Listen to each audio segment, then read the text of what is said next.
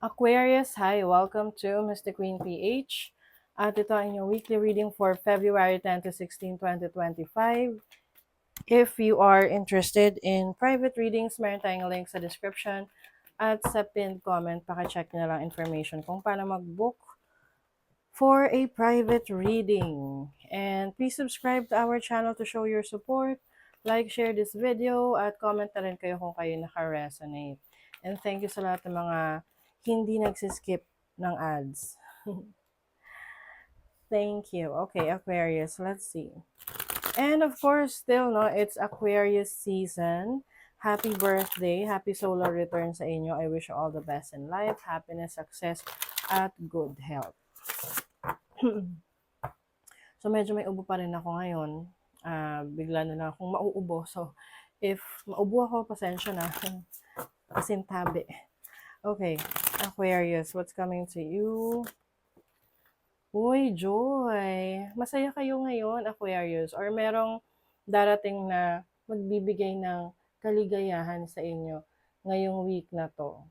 Iba inspired kayo, iba in love, inspired kayo sa work, inspired kayo sa business nyo, sa mga projects ninyo.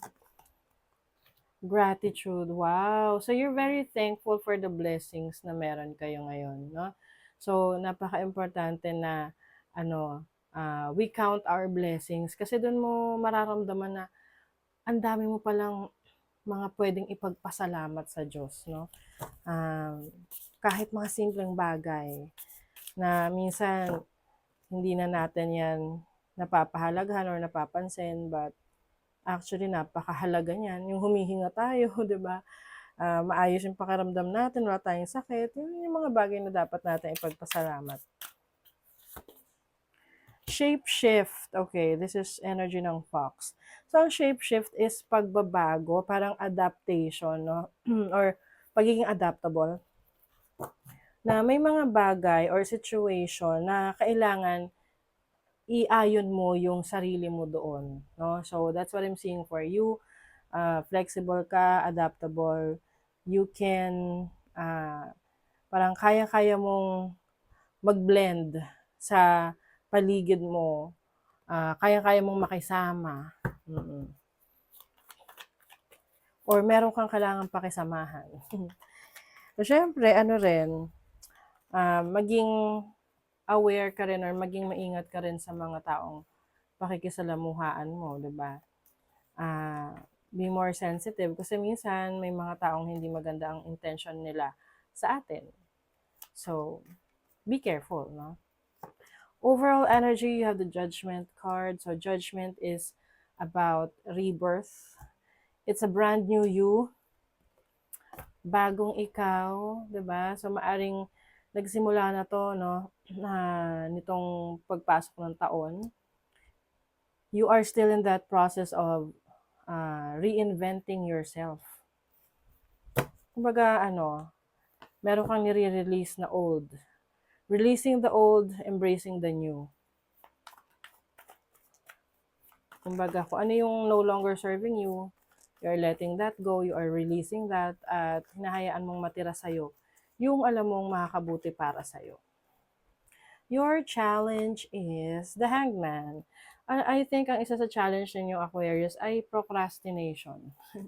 Yung bang parang may mga pagkakataon na nadidistract kayo sa inyong mga ginagawa, na instead na matatapos nyo yung trabaho nyo, hindi nyo natatapos kasi na na kayo na redirect na kayo sa ibang interest. So example, maglalaba ka. Tapos, di inayos mo na yung mga lalaban mo, isasalang mo na. Tapos may nakalimutan ka na, ito nga pala, kailangan ko tong labhan din. So pumunta ka, bumalik ka sa kwarto mo. Tapos, napaupo ka. Tapos nakita mo yung cellphone mo.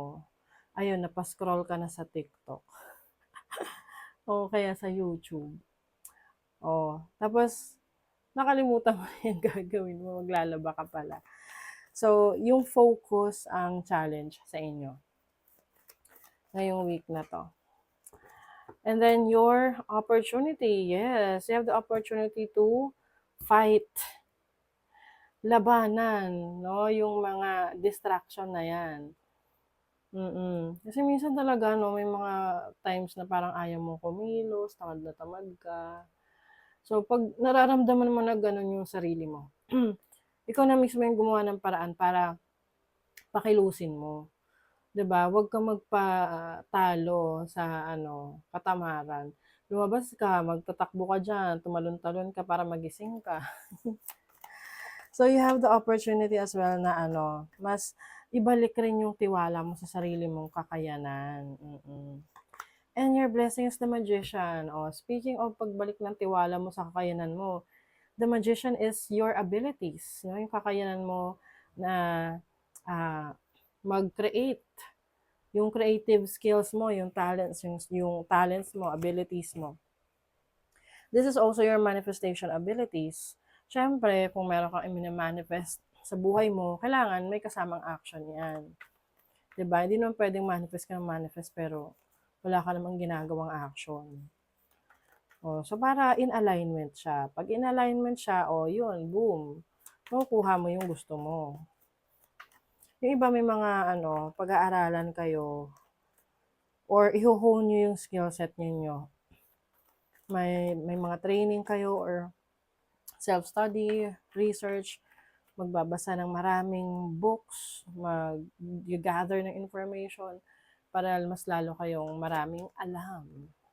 You have Mercury in Taurus in the second house. Yung iba sa'yo meron kayong kakausapin related sa inyong bagong pagkakakitaan or bagong bibiling property. Pwedeng may bibilin kayong lupa, bahay, sasakyan. Or it's either may bibilin kayo or may ibebenta kayo. Puro second house to. Jupiter in second house. Wow. So, yung iba sa inyo, Aquarius, magandang pasok ng pera, no? Or maraming options for you to earn money, to bring uh, abundance in your life. You have Venus in the fourth house. Yung iba, if you are buntis, no? Yung iba manganganak na kayo. Or pwedeng buntis yung iba sa inyo, malalaman nyo pa lang. And then Venus is the planet of money, luxury, love. So I think yung iba sa inyo, meron kayong gagawing change, improvement sa bahay ninyo. Oo. Pwedeng may renovation, ganyan. Love endures. Love does not give up or lose faith. Love is hopeful and withstands every situation. Yes. Siyempre, mahal mo, ipaglalaban mo. Kapag mahal mo, ipaglalaban mo. Kahit anong mangyari. Oo. And also, willing ka rin na mag-sacrifice. Kasi love is also about sacrifice. Okay? So, that is your reading, Aquarius. Thank you so much. See you again.